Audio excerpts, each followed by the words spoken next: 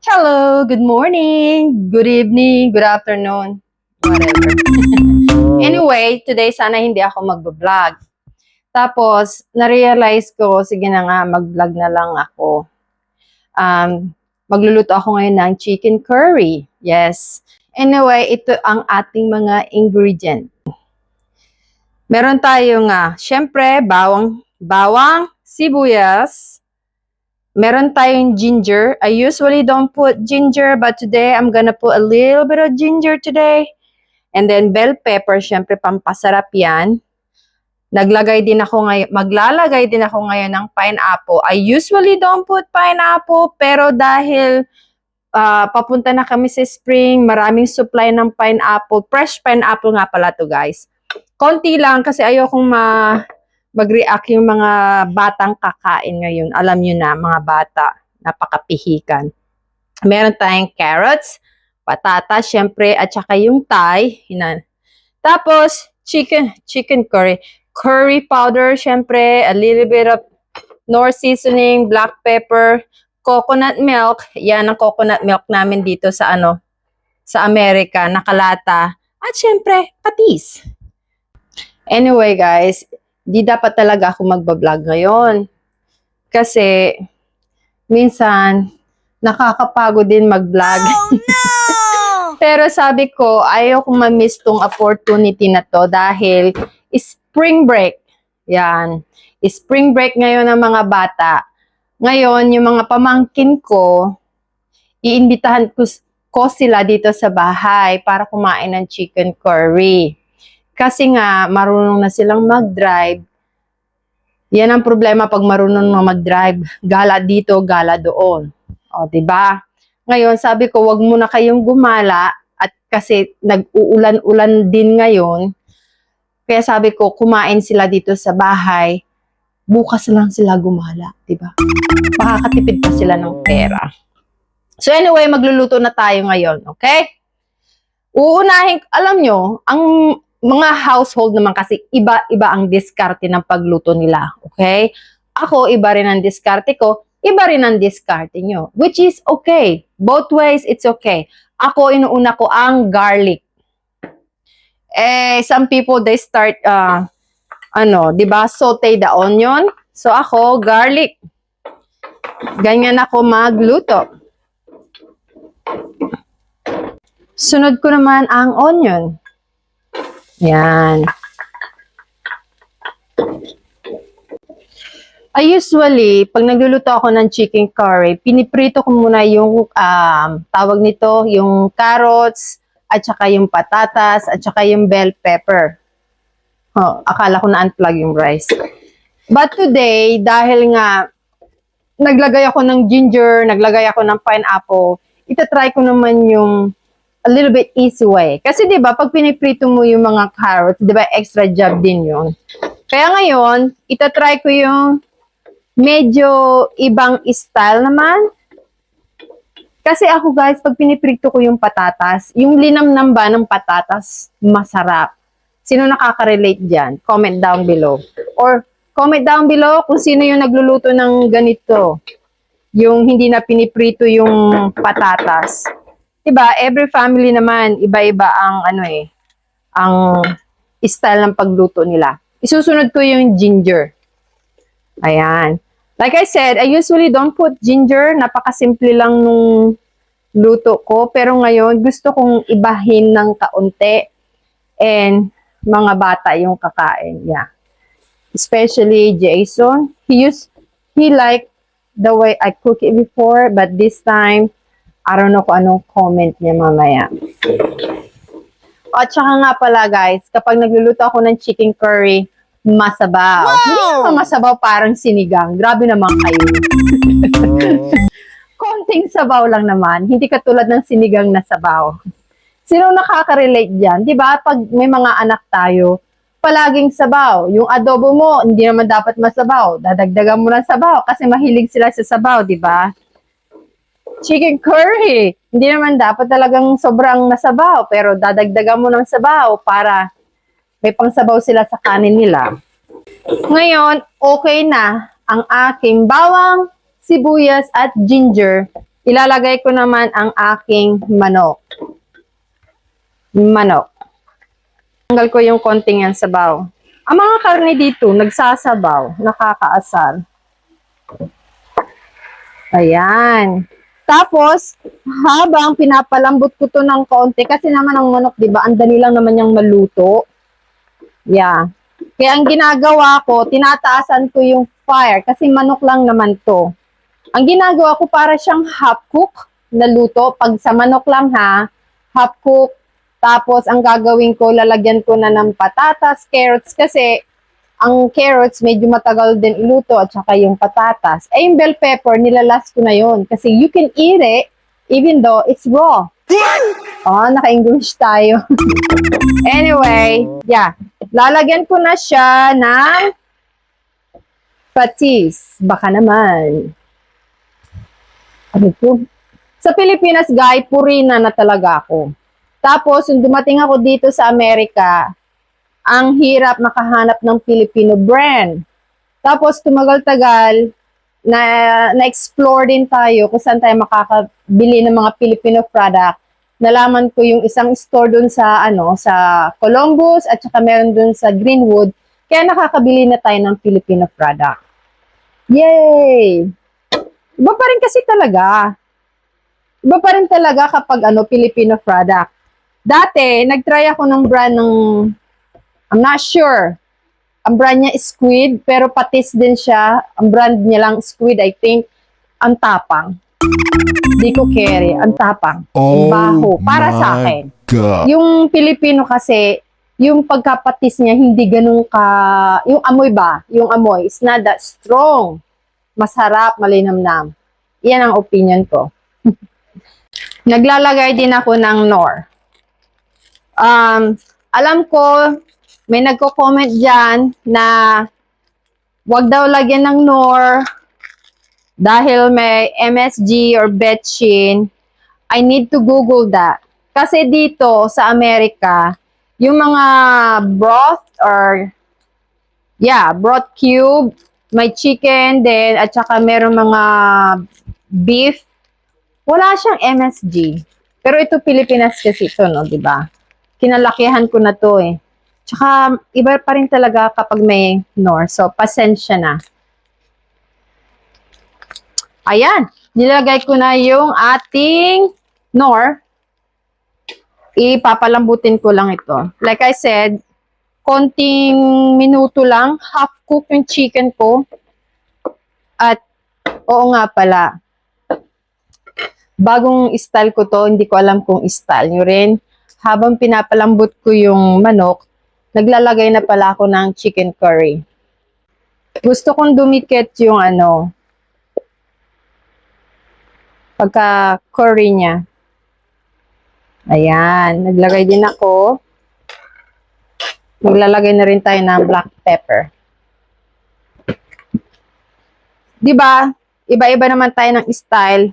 Ako kasi, kapag nagpapalambot ako ng karne, nilalagyan ko na siya ng mga flavor. Like a little bit of salt, a little bit of pepper. Para habang naluluto, natitender yung mga karne, kumakapit na yung lasa. So, hindi ko alam kung ganun din kayo, pero sa bahay ko, ganito ako magluto. Meron na siyang mga 5 minutes, hahaluin natin. Ayan. Tapos, pinaluto ko lang siya ng mga, 5 minutes. Ang gagawin ko, ilalagay ko na yung pineapple. Para maluto yung pineapple, malamog-lamog siya, yung sweetness niya, yung yung pagka-pineapple juice niya, ma-squeeze, lumasa at kumapit sa sabaw at saka sa karne. Yeah. Guys, hindi mo ba napapansin? Sa mga video ko, palagi akong bulol. Ayan. Ngayon, papalambutin ko pa ulit ng mga 5 minutes. Tapos, tignan natin kung okay na ilagay yung patatas. Siyempre, yung patatas, na naman yan, di ba? Mga ilang minuto ulit bago siya lumambot. 5 minutes na siya. Tignan natin, check natin. Yep, tumubig na rin. Nagtubig-tubig na rin. Yung mga manok, baboy, baka nagtutubig dito sa amin. But anyway, half cook na yung manok. Alam nyo guys, ako kasi pagdating sa manok, ayoko yung overcook. I know, iba kasi 'di ba yung karne ng manok. Then if you overcook, parang hindi na rin masarap. Madali lang na malutuin yung manok. Anyway, half cook na siya. Ilalagay ko na yung carrots. Maraming carrots. I love carrots. At syempre, 'di ba? Dinadamihan ko yung mga gulay kasi para kaming dalawa ni Mister, kainin yung mga gulay, kahit yung mga bata, sabaw at saka manok na lang. Kasi medyo nagka-cut down ako sa kanin. Yes.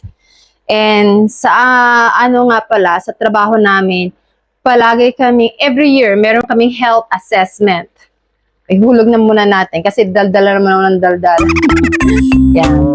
Yeah, sa trabaho namin, every year, around this month, somewhere on February or March, I'm not sure if I'm right, meron kami tinatawag na health assessment.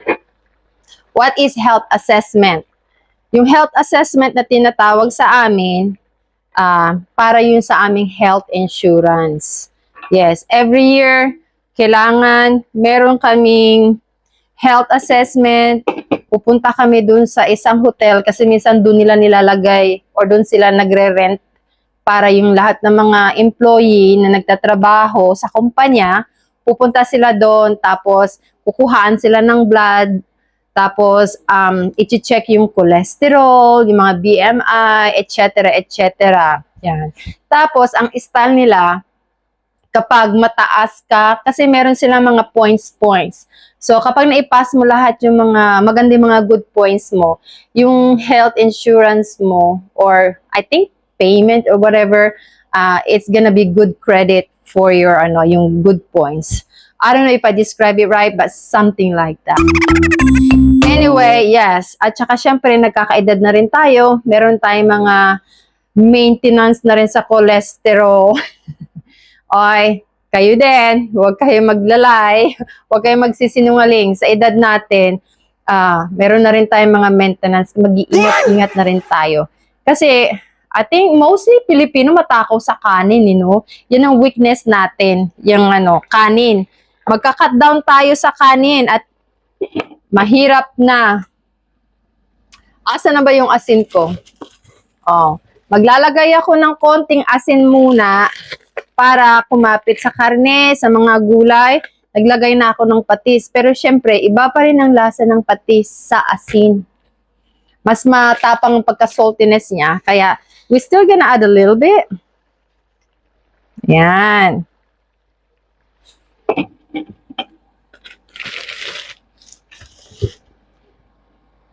Nailagay ko na yung konting asin, di ba? Ngayon, pakukuluan muna natin ng mga ilang minuto uli hanggang sa lumabot yung patatas natin. Tapos, last kong inilalagay yung bell pepper. Yeah. So, pakuluin muna natin ng mga ilang minuto. Totally cook the chicken kasi ayaw kong tikman yung sabaw na hindi fully cook yung manok. Kasi, syempre, stay away pa rin tayo sa Manila. Diba? Mahirap kalaban sa Manila. So, we're gonna wait till maybe 3 minutes and then we'll check it out kung wala nang lumalabas na dugo sa manok and we'll see. We'll check it out later on. 2 minutes pass by. Check na natin. Maganda na siyang tignan. Ngayon, ang gagawin ko, kasi ayaw ko ma-overcook yung patatas. Number 1, we don't want to overcook na patatas. Ilalagay na natin yung bell pepper. Para mas lumasa yung bell pepper. Ako kasi gusto ko yung nalalasahan ko yung bell peppery. Yan. At saka itong bell pepper na pula anyway, this yellow and the red, ano naman yung mga yan guys, manamis-namis. Ihuhulog ko na rin yung ating coconut. Malamig kasi sa amin, kaya ganyan yung coconut milk. Dalawa gagamitin ko.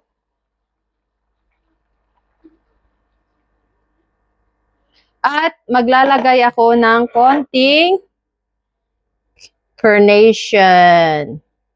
Kasi nga, sabi ko sa inyo mahilig kami sa sabaw. Ayan. And then, kapag may room, iaano ko pa yan, ibubuhos ko pa yan. Diba? Pagkakulo nito, kasi wala na ako nakikitang mga dugo-dugo na lumalabas sa, sa manok, pwede ko na siyang tikman. Medyo safe na siyang tikman. Siyempre, health, kailangan, isipin din natin ang ating health dahil pag tayo nagkasakit, mahal ang magkasakit. Diba? Ang ganda na niya. Hindi ko siya nilagyan ng green. Kasi mas masarap pa rin talaga ang yellow and red bell pepper. Takpan natin, pakuluin muna natin ng mga ilang minuto ulit and then balikan natin. May na siya, mga 1 minute went by. Kumukulo-kulo na siya. Siya nga pala, one thing I learned, pag nagluluto ako ng mga chicken curry, kasi meron siyang mga coconut milk or evaporated milk or any kind of milk, kailangan nandito ka, alisto ka, or be aware because madali siyang mag-boiled and then kapag nag-boiled, kumulo ng kumulo, tatagas, magkakalat sa kalan. I learned from my mistake. Kahit na nagluluto ako ng sopas, as soon I put the evaporated milk, hindi ako magiging busy kung saan-saan ako pupunta. Kasi nga, ilang beses na naglinis ako ng aking kalan. Dahil pag meron ng mga coconut milk or evaporated milk, madali na siyang magkulo-kulo ba. And then magkakalat, kakaasar. Anyway, kumukulo na siya. Tignan na natin, baka pwede na natin tikman yung lasa. Wow, ang ganda na niya. Di ba? Masabaw siya, which is okay lang kasi mamaya magtitiken pa yan. Oo. Magtitiken.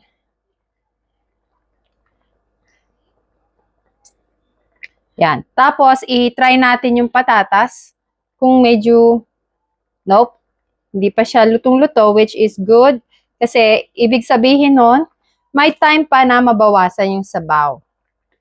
Kasi, di ba, pag kumukulo ng kumukulo yan, mababawasan pa yung sabaw kasi lumalambot pa yung mga patatas. Tapos, wala na ako nakikitang dugo sa manok. So, pwede ko na siyang tikman. Tikman natin para malaman natin yung timplada, yung final na lasa niya. So, tikman ko.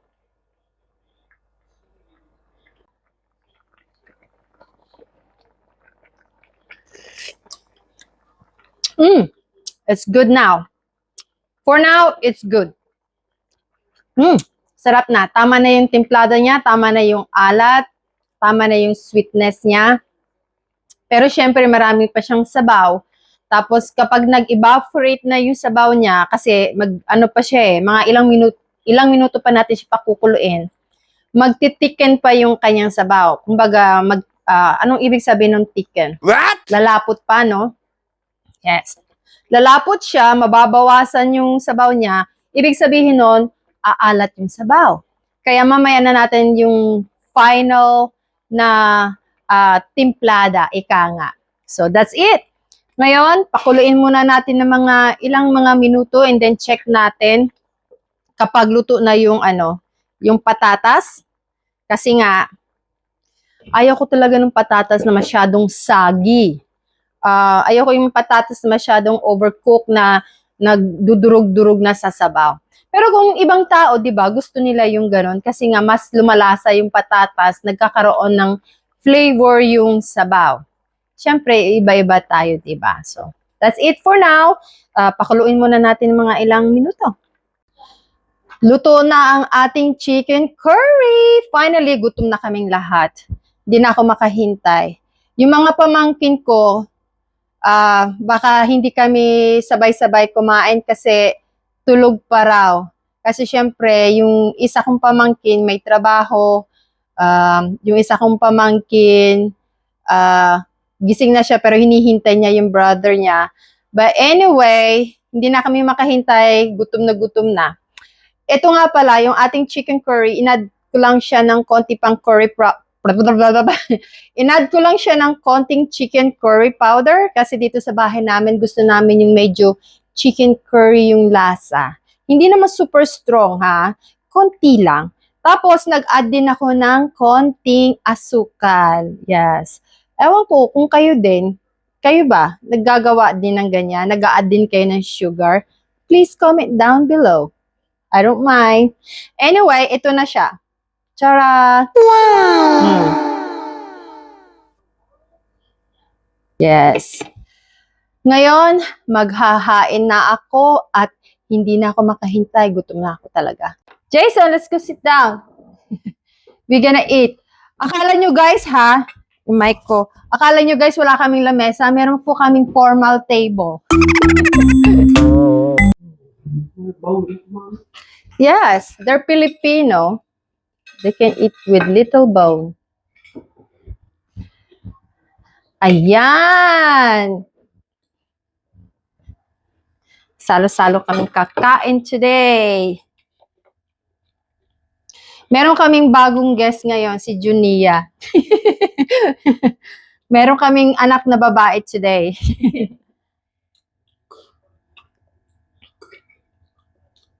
This is one of Jason's favorite, chicken curry. Akuha na rin ang kanin, nagugutom na ako. Do you use patis, Junia? No, you don't use patis. Yeah. Or in any... Like what you call that one? no, hindi. Sausawan. Sausawan. Hindi na maghihintay. Malinis yung spoon ko. May serving spoon kami pero I use my kutsara in a way because I cannot wait.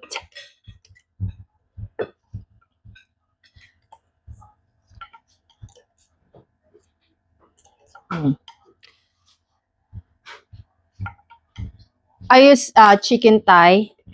Tapos yung may mga bone. Kaming dalawa ni Mister ang kumakain. Tapos yung walang mga boneless, yung mga bata kumakain. Ooh.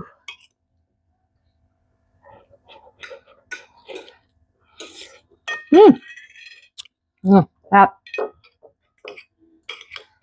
Oh, Junia eating with the bone. Ito mga to, they don't like with the bone. Oh, Jason too.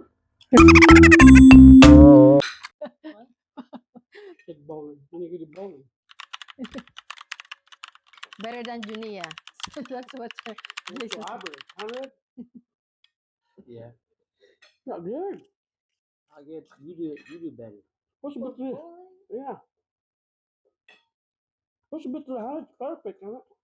You think I'm gonna get a perfect bowling game?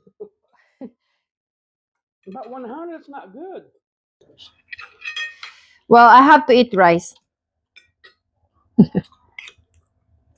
Yung mga pamangkin ko mamaya pa sila pupunta. Tulog pa raw yung isa.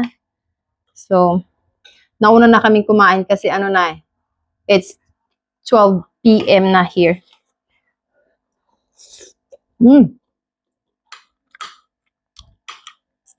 Jason, did you notice the pineapple flavor? Nope. Nope. That's good.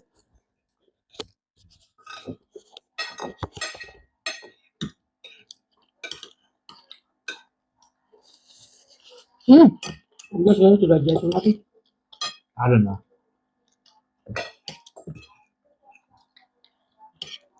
Well, that's all for now, guys. Enjoy namin yung pagkain namin ngayon. And if you're not subscribed, please don't forget to subscribe. Comment down below. And that's it. Salamat. Thank you. Jason, can you say thank you? Bye. Can you say bye? See ya.